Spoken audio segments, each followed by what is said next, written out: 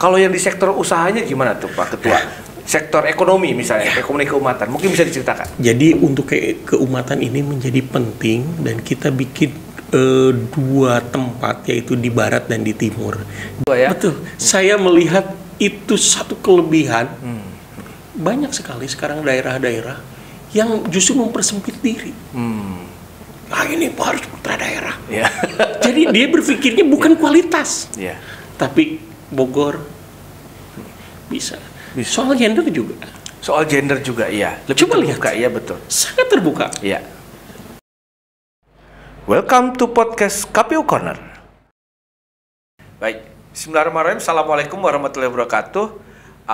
Selamat pagi teman pemilih. Kita kehadiran tamu undangan dari KPU Kabupaten Bogor, yaitu Ketua Pengurus Daerah Muhammadiyah Kabupaten Bogor, Bapak Gofar. Dan beliau sudah hadir bersama kita pada hari ini gitu. Terima kasih atas memenuhi undangan kami ini. Terima kasih. Pak Assalamualaikum warahmatullahi wabarakatuh. Waalaikumsalam warahmatullahi wabarakatuh. Memang sudah lama juga kami mengagendakan, tapi baru bisa kesempatan waktunya sekarang ini, Pak Ketua ya. Sampai kena COVID juga. Oh iya, memang masanya pandemi begitu. Tapi alhamdulillah mudah-mudahan kita diberikan umur panjang, lolos dari pandemi gitu ya, Pak Ketua ya. Jadi Pak Ketua, kita langsung saja ngobrol. Jadi sebenarnya bisa diceritakan nih Pak Ketua, lahir besar di mana, kemudian bagaimana ceritanya bisa berkiprah di Muhammadiyah di Bogor gitu. Ya. Saya kalau ingin sebutkan lahir, saya lahirnya di Lewiliang. Oke. Tapi orang tua saya dua-dua aja itu dari Sukabumi. Jadi sekitar tahun 45 orang tua saya termasuk salah satu orang yang diminta untuk pindah ke Lewiliang. Lebih tepatnya lagi bahkan ke Pamijahan. Jadi sejak tahun 45 keluarga saya mulai berpindah ke sana karena di sana harus membangun sekolah. Zaman Presiden Soekarno itu dulu. Akhirnya beranak pinak, berkeluarga, sampai akhirnya saya lahir kebetulan pas bapak saya tinggal di Kaum Lewiliang. Jadi saya dilahirkan di sana pada tahun 72. Kemudian bersekolah di sana di dekat Masjid Al-Awalin. Kemudian di sekolah di Mu'alimin. Kemudian kuliah. Dulu orang Lewiliang kuliahnya itu pilihannya terbatas. Selalu ingin kuliahnya itu di IAIN. Di IAIN. Sekarang UIN. Sehingga saya akhirnya dikuliahkan di sana. Alhamdulillah saya lulus sekitar tahun 97 saya menyelesaikan kuliah di IAIN Jakarta. Gitu. Ya. Nah, dalam perjalanan itu kemudian memang dari awalnya memang bangun sekolah itu untuk Muhammadiyah ya? Pak Ketua ya? Kalau boleh disebut begitu. Itu memang ada perintah atau memang panggilan ini apa Jadi, namanya? Orang tua saya dulu memang ada perintah. Kalau misalnya sekarang ada, ini masih bapaknya orang tua di Muhammadiyah juga. Sekarang menjadi kepala desa di Pamijahan. Mereka bersahabat dengan kakek saya dulu. Akhirnya mereka membangun sekolah di sana. Dan termasuk ketika membangun Madrasah Mu'alimin Muhammadiyah pada tahun 70. Itu termasuk bapak saya terlibat dalam pembangunan sekolah tersebut. Itu, sampai ada cita-cita dari bapak saya, suatu saat anak saya harus bersekolah di sini. Sampai saya lahir tahun 72, kemudian TK saya udah di sana. Sampai akhirnya sekolah di sana, memang betul-betul. Iya, jadi memang dari mulai genealoginya gitu ya, DNA-nya itu memang sudah Muhammadiyah nih nampaknya Pak Gofar, Pak Ketua ini. Jadi dengan begitu maka punya panggilan jiwa untuk bisa membesarkan Muhammadiyah dan juga bisa mengembangkan. Nah, cuma memang kan di Bogor ini kan luas, potensinya besar luas. Tapi tantangan untuk Muhammadiyah ini pasti punya tantangan sendiri nih. Nah, mungkin bisa diceritakan tuh, Pak Ketua, perjalanan tantangan dan hambatan itu yang terjadi. Jadi saya memang hidup, alhamdulillah, adanya di Bogor Barat. Oke. Jadi memang tempat lahirnya Muhammadiyah. Muhammadiyah tahun 1930 itu pertama kali datang justru di Barat, tepatnya di Jasinga. Di Jasinga ya? Dan orang-orang Luwili yang diantaranya orang-orang Pamijahan bersekolahnya itu di Jasinga. Ada sekolah Muhammadiyah pada saat itu pertama kali. Padahal jaraknya lumayan itu. Sangat jauh. Sangat lumayan. Sampai akhirnya kemudian dari mulai sana kemudian disekolahkan ke pusat Muhammadiyah itu di Yogyakarta. Makanya kami ada Pak Haji Adang namanya, itu pendiri Muhammadiyah di sana. Itu adalah alumni Yogyakarta. Saya ingat selalu dibanggakan FIAD, Fakultas Ilmu Dakwah Cikal Bakal, mungkin nanti dari UMY. Universitas Muhammadiyah Yogyakarta. Sekolah di sana dan kemudian kelebihannya adalah setelah selesai dia kembali ke Lewiliang mengembangkan Muhammadiyah. Dan termasuk saya salah satunya menjadi warga Muhammadiyah yang dididik bersama-sama. Iya benar. Memang kalau Muhammadiyah kan identiknya itu dengan pendidikan, dengan sekolah, dengan pendidikan. Pengkaderannya ya. Pengkaderannya kan memang seperti itu tuh. Nah, tantangan di Bogor ini apa nih, Kiai? Memang di Bogor ada 40 kecamatan. Saat ini, tahun-tahun ini ketika periode saya menjadi pengurus Muhammadiyah 2015 sampai 2020, kemudian diperpanjang karena COVID selama 2 tahun sampai 2022, ini asalnya hanya memiliki 9 cabang. Awalnya ya. Karena memang Muhammadiyah tidak punya kepentingan nafsu misalnya untuk mengembangkan Muhammadiyah sedemikian besar. Tetapi mungkin Muhammadiyah berjuang bagaimana asal yang diperjuangkan itu yang didapatkan. Maka mulai periode anak-anak muda sebelum saya ini, Naufal Ramadian namanya, Pak Naufal. 2 periode, teman satu kelas saya persis di Mualimin. Kemudian dilanjutkan oleh saya, hanya tinggal melanjutkan saja. Termasuk mengembangkan Muhammadiyah yang asalnya 9 cabang, sekarang mungkin sampai 19. Sudah 19 cabang? 19 cabang. Ada di Kabupaten Bogor, tetapi 19 cabang tentu saja masih sangat jauh. Dari 40 kecamatan ada di Kabupaten Bogor, tetapi kita sudah ada dimulai Jasinga sampai ujungnya di Cariu. Jadi kita pimpinan cabang Muhammadiyah Cariu sudah ada. Sudah ada SMA Muhammadiyah, SMK Muhammadiyah Cariu. Artinya dari ujung barat sampai ujung timur sudah ada. Tinggal ujung selatan sama ujung utara nih kayaknya. Selatan kosong. Selatan kosong. Ada tantangan tersendiri untuk selatan ya. Wilayah Ciawi ke atas tuh Cijeruk ya. Kemudian Cisarua gitu ya. Cisarua itu masih kosong. Iya. Jadi memang itu mungkin tantangan Pak Ketua ini untuk bisa mengembangkan bisa dikembangkan lebih lanjut. Kalau dilihat kan memang Muhammadiyah ini memang concernnya pada pendidikan, pada tugas dari Undang-Undang Dasar 1945 yaitu mencerdaskan kehidupan bangsa dengan sekolah ya.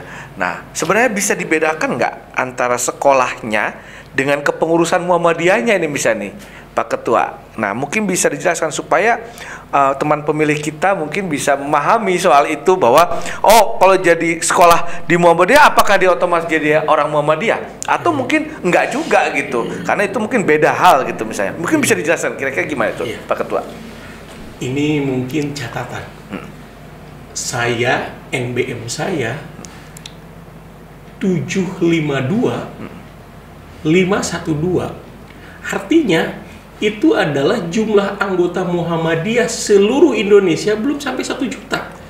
Saya pada tahun membuat NBM sekitar tahun 90. Dari 270 juta total anggota Muhammadiyahnya pada zaman saya belum 1 juta. Belum 1 juta. Pada zaman saya, saya adalah anggotanya ke 751 512. Jadi 751 512. Iya. Belum sampai 1 juta, baru 700 ribuan. Sekarang mungkin di NBM itu mungkin tidak nyampe 2 juta. Oke. Berarti kecil sekali berarti kalau misalnya dari total populasi penduduk Indonesia 270 juta orang gitu ya, hanya 2 juta orang yang kader. 2.500.000 orang. Yang kader yang memiliki kartu anggota. Oke. Artinya yang bukan kader itu, bukan anggota itu sebenarnya bukan pengurus, bukan ini Muhammadiyah begitu ya? Betul. Oke. Jadi ini sebuah problem. Iya. Karena bagi Muhammadiyah mungkin pada awalnya itu kayak seperti panggilan hidup. Iya. Jadi bukan merupakan sebuah keharusan. Iya. Jadi dia jalanin saja. Iya. Dakwah karena semangatnya. Syiar Islam begitu. Itu seperti itu. Maka kita mulai pelan-pelan. Kita mulai rekrut anggota-anggota yang mau berminat, tertarik.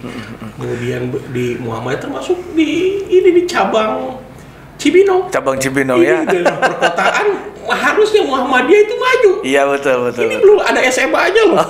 Iya mudah-mudahan ke depan. Tantangan tersendiri. Sendiri mudah-mudahan ke depan nanti kita akan memiliki cabang yang kuat di Cibinong ini. Karena memang ini kan ormas ya, organisasi kemasyarakatan. Untuk menjadi anggota ataupun pengurus di Muhammadiyah ini kan pasti harus didasari dengan panggilan jiwa. Panggilan kalau misalnya dulu itu ada lagu panggilan jihad. Ini mungkin jangan-jangan jihadnya dalam jihad dakwah untuk syiar Islam, untuk pendidikan Islam begitu ya. Nah, ini kan perlu kerelaan ini. Karena pastinya nggak ada gaji. Ada gaji nggak Pak Ketua kira-kira? Nggak ada. Nggak dibayar, nggak digaji, tapi memang sudah menjadi pengabdian aja gitu ya Pak Ketua ya. Jadi ini kayak ibadah. Jadi kita memang apapun kita tinggalkan demi ibadah kita ketika memanggil. Itu yang harus kita jalankan. Jadi bermuhammadiyah adalah sama dengan beribadah. Iya. Jadi memang ya ini wasilahnya begitu ya. Jembatannya memang ini gitu, jalannya memang dengan berorganisasi gitu ya.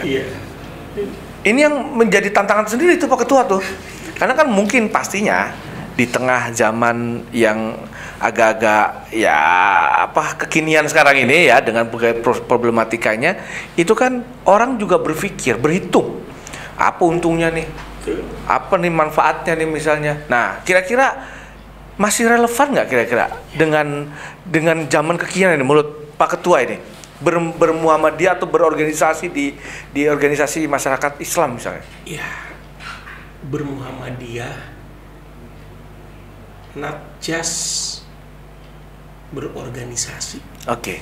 Jadi tidak hanya berorganisasi, maka judulnya adalah beribadah kepada Allah.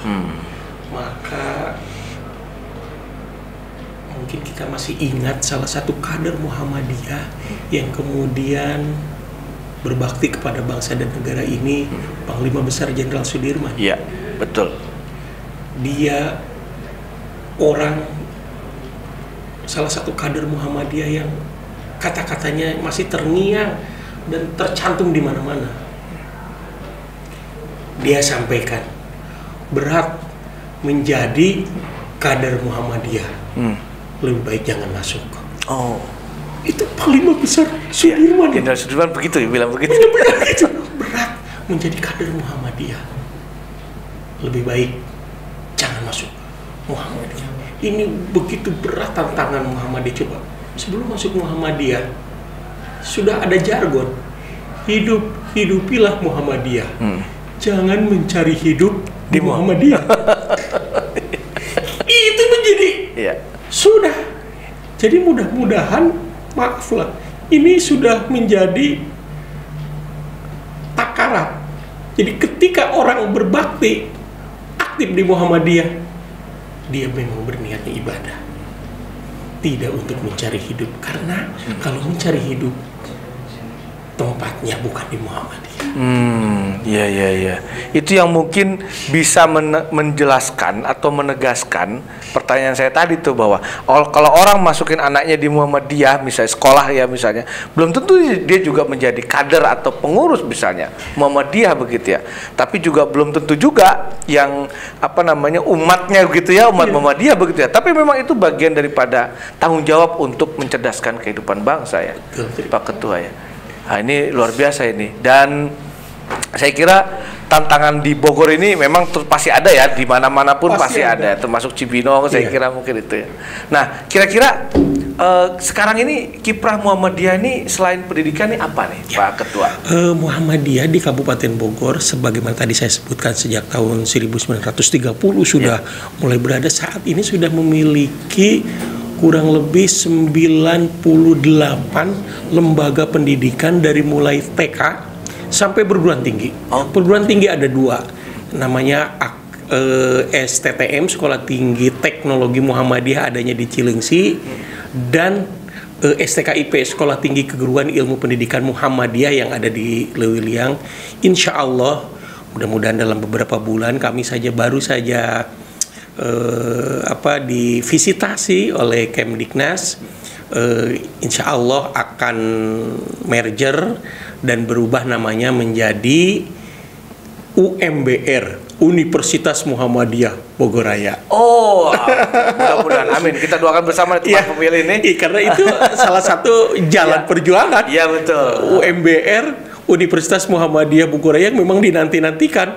Kita ini yang terdekat dari ibu kota, nanti jadi yang terjauh ya dari ibu kota nantinya. Kitanya jadi orang daerah kalau ibu kota di Kalimantan sana. Jadi ini kita nanti punya Universitas Muhammadiyah Bogoraya, mohon doa dan dukungan tentunya dari semua. Amin.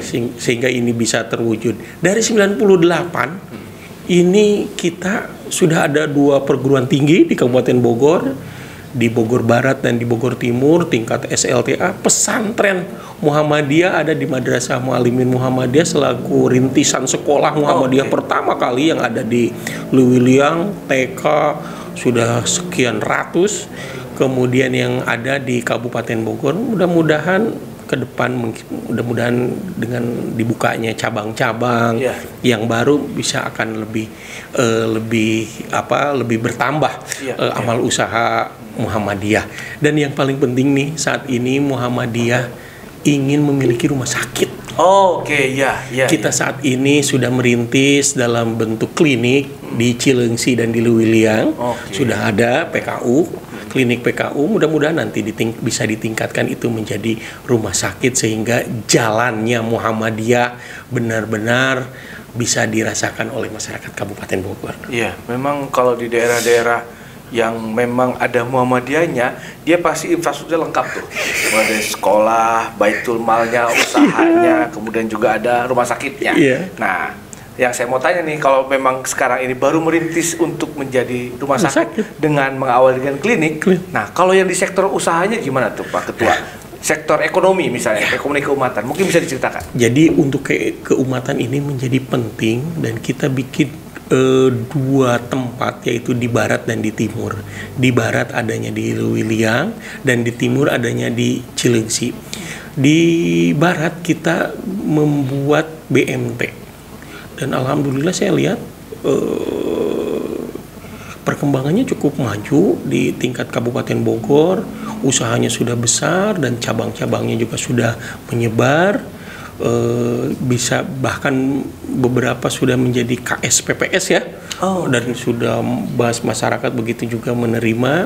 Begitu juga di wilayah timur, yaitu diawali di Cilengsi sudah punya BMT, dan mudah-mudahan bidang ekonomi ini menjadi jalan ibadah lain yang dilakukan Muhammadiyah dalam berjuang di jalan Allah. Iya, dan memang kan di Bogor ini kan karakter masyarakat selain memang pendidikan, itu kalau saya perhatikan memang usaha, artinya dagang ya. Nah, bagaimana sebenarnya fasilitas yang disiapkan Muhammadiyah untuk memberikan kemudahan bagi para pedagang, bagi para nasabah dalam konteksnya di BMT misalnya, itu sebenarnya susah nggak sih dapat pinjaman kredit itu kira-kira bisa ceritakan mungkin Pak Ketua? Karena kan problem kita di pandemi biasanya kan kayak gini sekarang ya. Ini Muhammadiyah Kabupaten Bogor baru saja bergabung menjadi jaringan saudagar Muhammadiyah. Oh, oke, namanya itu. Wih, jaringan saudagar Muhammadiyah. Itu kumpulan para pedagang, pengusaha yang ada di lingkungan Muhammadiyah di Kabupaten Bogor. Jadi berpikirnya sekarang bagaimana kita mendapatkan bantuan, tapi ini jaringan saudagar Muhammadiyah ini memberikan bantuan. Oh. Iya. Saya sendiri tidak terfikirkan. Okay. Orang Muhammadiyah ini orang lain sekarang lagi cari bantuan, kok ini malah mau ngasih bantuan ini melalui jaringan saudagar Muhammadiyah. Mudah-mudahan ini bisa berjalan dengan baik.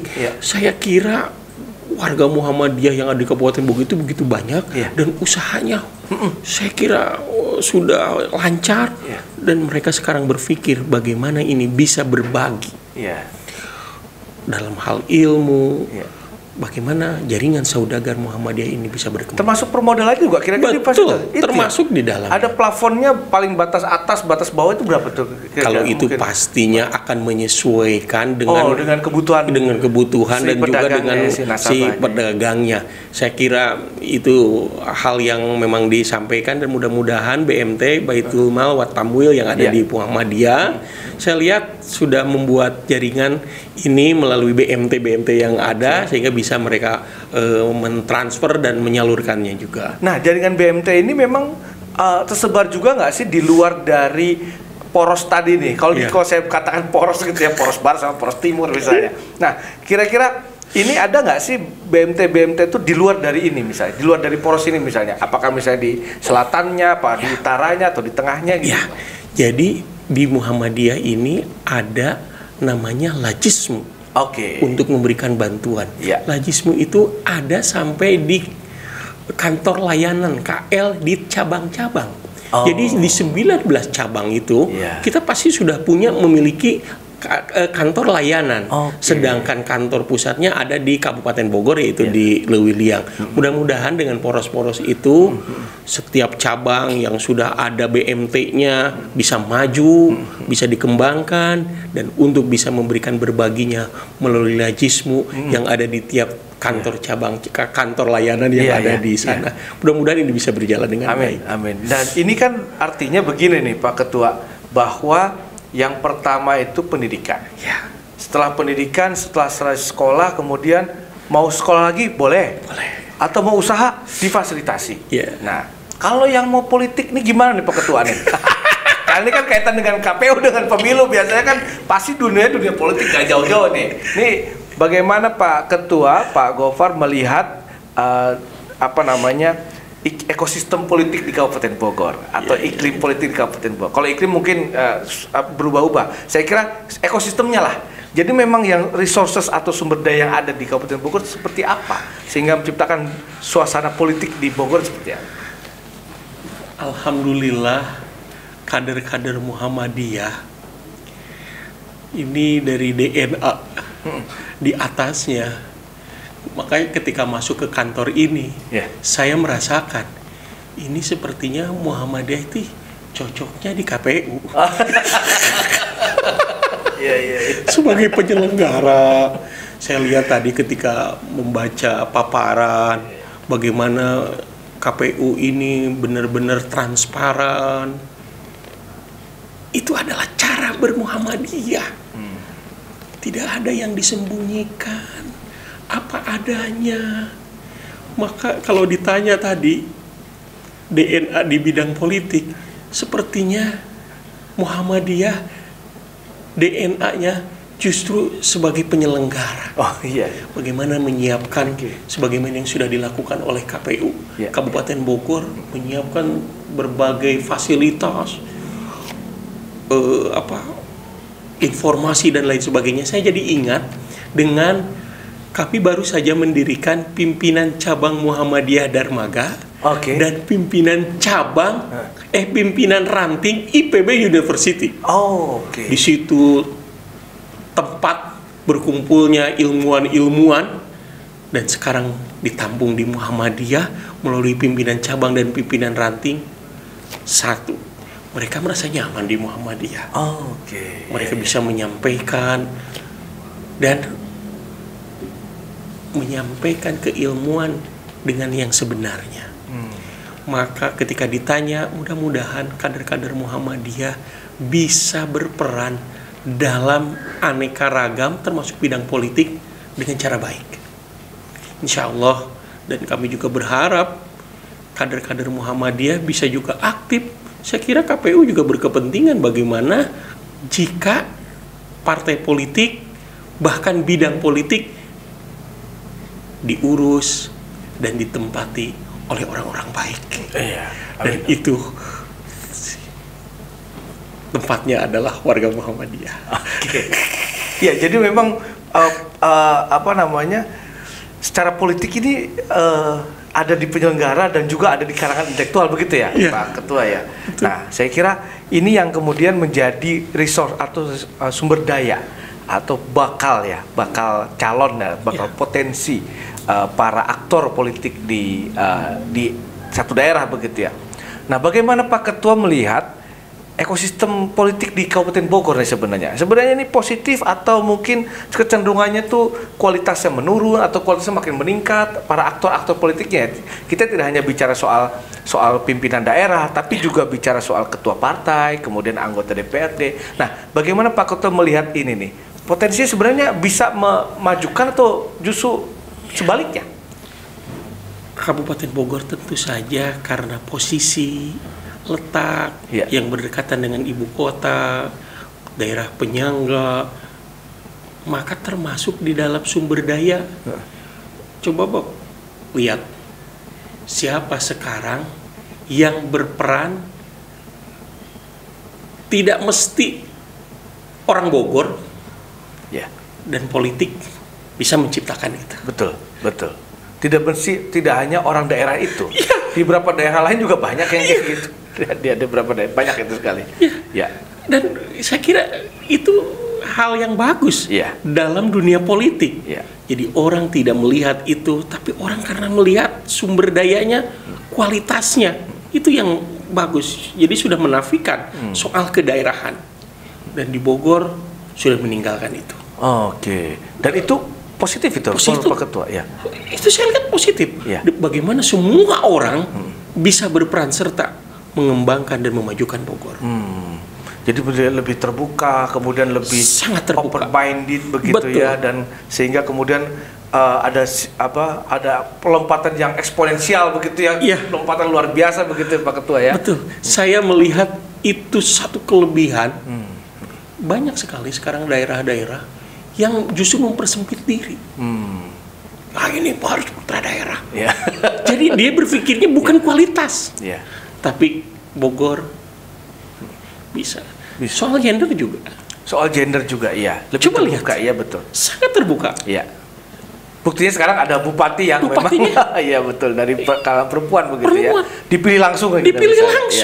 Bukan disiapkan. Tidak. Itu menjadi salah satu indikator kemajuan atau lompatan eksponensial tadi begitu. Itu merupakan salah satu lompatan. Maka mudah-mudahan Muhammadiyah bisa berada di dalam situasi seperti itu. Saya kira itu menjadi hal yang baik. Kalau melihat membandingkan ini antara poros barat dengan poros timur, Pak Ketua pasti bisa nih melihat satu penilaian, perbandingan misalnya. Ini lebih kompetitif atau bagaimana sebenarnya? Dua daerah ini nih, dua wilayah ini kan beda nih. Antara barat yang mungkin itu letaknya di wilayah yang tidak ada pabrik di sana, nggak ada industri di sana. Sementara Cileunyi ini kan sumbernya pabrik, sumbernya industri di Bogor, Kabupaten Bogor. Nah, bagaimana melihat itu? Memang ini pertanyaan sebenarnya harus difikirkan termasuk oleh Muhammadiyah.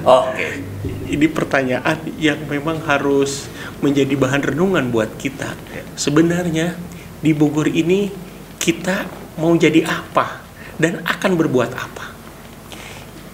Muhammadiyah besar itu di Bogor Barat. Oke. Saya sebut sebagai konservatif. Oke. Gimana orang Muhammadiyah dengan penuh kerelaan. Ini yang ngomong bukan orang dari ya. Ini orang asli Bogor Barat ini sebenarnya. Yang lahirnya di Lewiliang sebenarnya. Saya nggak ngomong ya. Cuma kita diskusi panjang lebar. Konservatif dalam pemahaman.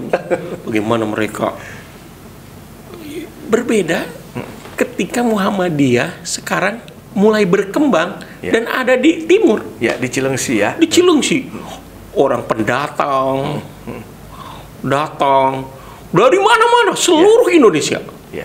Itu dari Jawa Tengah, Jawa Timur, Kalimantan, Sumatera, Sulawesi, Padang, yang paling besar.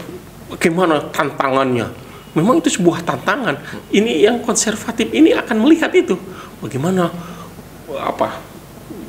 perkembangan Muhammadiyah sulit dan sekalinya maju bisa maju lebih cepat ya, akselerasinya dengan eksponensial tadi gitu. Itu tadi. Nah, itu perbedaan itu saya kira akan juga sih berkembang dalam hal-hal lain termasuk dalam bidang politik. Mudah-mudahan ini menjadi salah satu dinamika yang memang harus diatasi oleh semuanya. Bagaimana bidang perpolitikan mengatasi ini di barat dan mengatasi ini di timur. Juga termasuk program-programnya, kemudian program kerja apa yang bisa dijalankan di barat. Muhammadiyah, saya secara pribadi bisa membedakan antara konservatif dengan apa itu kira-kira? Kalau melawan konservatif itu progresif lah. Progresif. Saya nggak mau mendefinisikan itu progresif, enggak. Cuma ini hanya biner aja, apa sih biner aja. Kira-kira begitu. Iya. Jadi konservatif udah modern mungkin ya Pak Ketua ya, modern ya. Karena memang kalau dilihat dari satu daerah itu perkembangan itu dimajukan oleh adanya heterogenitas, adanya kebinekaan. Kalau di Indonesia itu kebinekaan, ada keragaman di sana. Nah itu yang kemudian memacu masing-masing pihak untuk itu udah ini nih, saya juga bisa ini. Jadi saling kompetisi yang sehat kalau mungkin di zaman saat itu ya. Nah ini mungkin yang membuat mungkin daerah tertentu itu punya semangat itu begitu ya. Kira-kira bisa ditularkan nggak semangat itu di daerah lain gitu misalnya Pak Ketua? Mestinya harus bisa. Dan kita sebagai ormas kita ambil positifnya, negatifnya banyak kita tinggalkan, yang positifnya kita ambil dan kita lanjutkan dan menjadi pemacu untuk memajukan daerah kita. Insya Allah Muhammadiyah Kabupaten Bogor bersama-sama Pemda, pemerintah juga berhubungan baik dan kita juga mendapatkan peran. Apalagi ingat loh, saya merasakan Pemda Kabupaten Bogor satu-satunya Pemda yang memberikan penghormatan kepada ormas Islam. Bentuknya apa? Coba bisa lihat bagaimana MUI sebagai perwakilan ormas Islam ditempatkan di tempat yang terhormat di Pemda Kabupaten Bogor.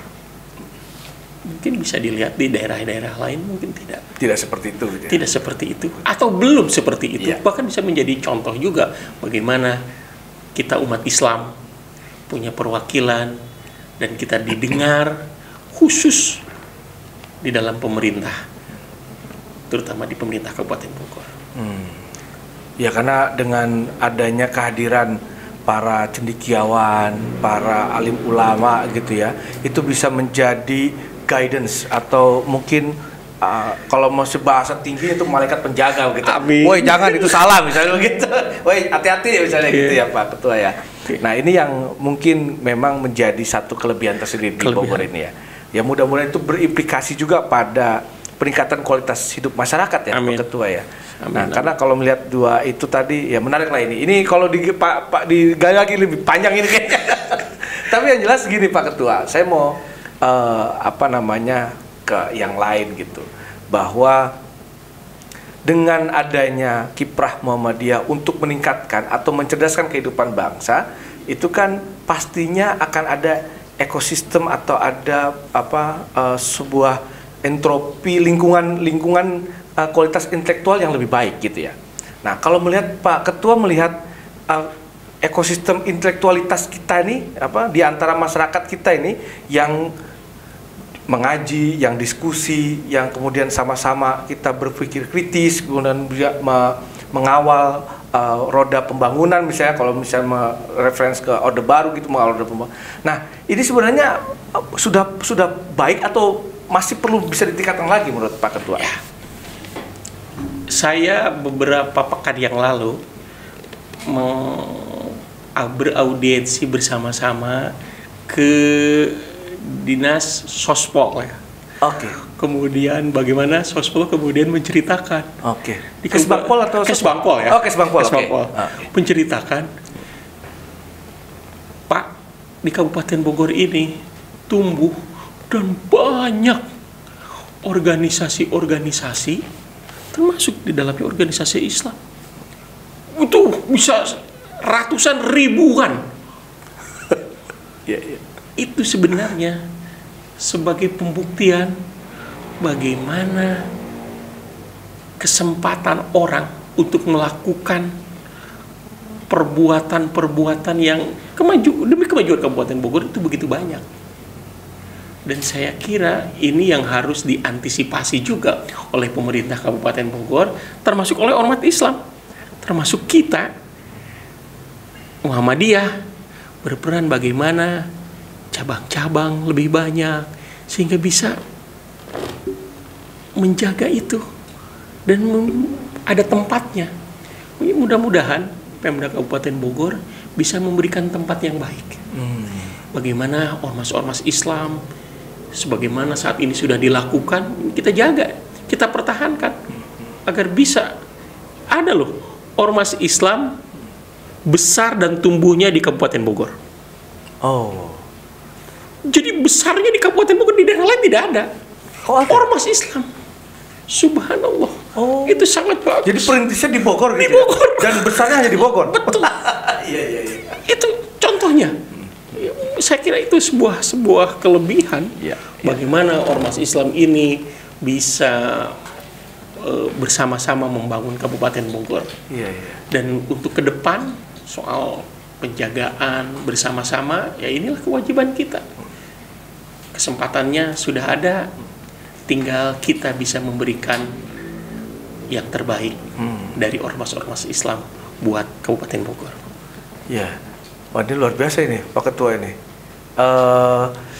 Saya kira kita langsung ke yang lainnya nih, kemudian yang lain. Kalau saya dalami ini panjang banget ini kayaknya. Kan tadi Pak Ketua sudah masuk ke rumah pintar pemilu kita, RPP di kita. Nah, saya mau nanya, apa tanggapan Pak Ketua terhadap RPP digital KPU Kabupaten Bogor? Ya, saya makanya tadi ketika mendengar rumah pintar, saya pernah menginisiasi rumah pintar di Cikeas. Oh, di Cikeas. Jadi saya bilang subhanallah, ini sekarang bagaimana KPU punya rumah pintar buat warga KPU di Kabupaten Bogor. Dan saya lihat KPU, ketua pengurusnya semua punya semangat bagaimana menyajikan sebuah data dan informasi yang sebenarnya. Karena ini penting.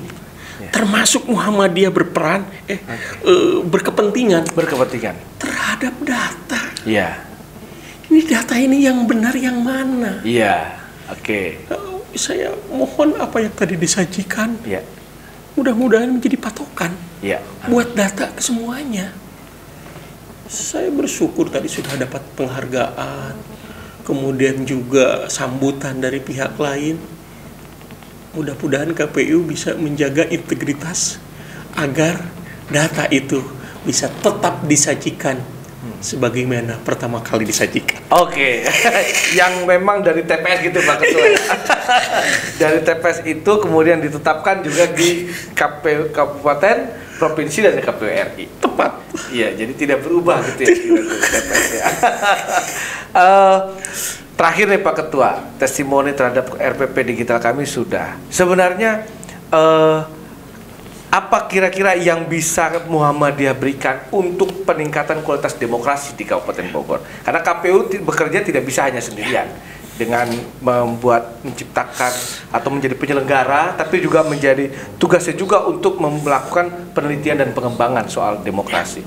Nah, kira-kira Muhammadiyah bisa atau menciptakan peningkatan kualitas demokrasi seperti apa gitu? Ya, berkali-kali selalu saya sampaikan. Ya. Ini KPU ini menjadi harapan semua orang. Harapan semua orang kepada KPU, dan tanggung jawab ini menjadi besar.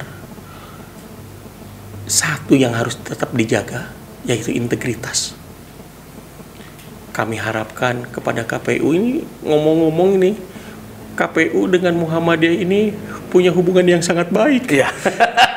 Karena disitulah tempat kader-kader Muhammadiyah bisa berperan. Iya.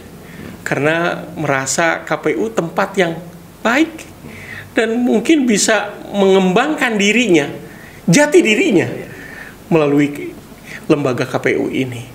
Semoga pemikiran itu menjadi pemikiran yang baik ke depan. Semoga banyak juga kader-kader Muhammadiyah yang berperan dan juga berkontribusi terhadap KPU, dan tentu saja kita akan tetap membantu KPU. Apa yang dibutuhkan tentu saja Muhammadiyah akan ada di sana. Baik, terima kasih nih supportnya nih Pak Ketua. Saya mau kenalkan terakhir nih Pak Ketua. Ini depannya ada 3 buku Pak Ketua. Ada buku Potret Pemilu Serentak, ini kita terbitkan di 2019. Kalau yang ini simulasi proyeksi penataan dapil. Jadi kemungkinan di 2024 nanti ada 6 simulasi, ada perubahan dapil. Jadi ada ya kemungkinan itu, tapi kita sudah siapkan. Ada 6 simulasi, dan di sini ada ini panduannya. Ini sudah kami sampaikan ke KPU RI, jadi menjadi acuan nantinya. Kalau yang ini untuk electoral logistik manajemen, ini penataan gudang. Karena gudang kita itu, karena kita ini kan DPT terpadat terbesar sedunia mungkin untuk level kabupaten 5,6 juta ya. Iya, dengan penduduk 5,6 juta misalnya, kita punya DPT 3,4 juta. Dan itu untuk diurusi oleh level kabupaten. Harusnya memang provinsi memang misalnya begitu. Nah, oleh karena itu dampaknya adalah pada gudang. Penataan gudang, logistik kita tuh paling banyak, paling besar. Nah, oleh karena itu kami membuat buku penataan gudang. Nah, kira-kira acuannya di sini nanti supaya tidak ada mismanagement, tidak ada miss yang lainnya lah begitu Pak Ketua. Saya mau kenalkan aja nih. Nah, kira-kira ini mungkin sumbangsi intelektualitas kami lah KPU ya kepada masyarakat Kabupaten Bogor begitu nih. Teman pemilih kita, ini dia buku-bukunya. Ada 3 biji, 3 buah. Baru 3 tahun kan, 3 tahun. Jadi setiap tahun kita ada minimal 1 buku begitu ya. Mudah-mudahan tahun ini ada lagi. Nanti sedang dirancang untuk di divisi data. Mudah-mudahan nanti tahun ini ada juga buku soal data pemilih begitu. Nah, mudah-mudahan nanti di 2024-nya 2023 ya kita buat buku yang lainnya lagi. Ya. Mungkin itu terakhir nih Pak Ketua. Terima kasih atas waktunya. Kehormatan bagi kami. Datang Pak Ketua, Pak Gufar datang ke memenuhi undangan kami. Ya. Terima kasih, kami mungkin suatu saat juga menerima Muhammadiyah beserta ortopnya ke sini untuk melihat, berbagi. Karena di Muhammadiyah ini selalu kolektif kolegial. Jadi banyak sekali pengurus-pengurus Muhammadiyah pasti belum tahu KPU itu di mana dan apa saja yang sudah saya buat. Insya Allah kami akan informasikan ini kepada warga Muhammadiyah yang saya lihat. Oke. Minimal kalau misalnya Pak Ketua ini sudah nanti tayang YouTube-nya, itu bisa like, subscribe, dan komen. Gitu. Terima kasih Pak Ketua waktunya. Demikian teman pemilih diskusi kita dengan Ketua PD Muhammadiyah Kabupaten Bogor. Jangan lupa subscribe, like, dan share channel YouTube kami dan media sosial yang ada di KPU Kabupaten Bogor. Assalamualaikum warahmatullahi wabarakatuh. Waalaikumsalam warahmatullahi wabarakatuh. Salam better. Ini hampir ketinggalan di salam better.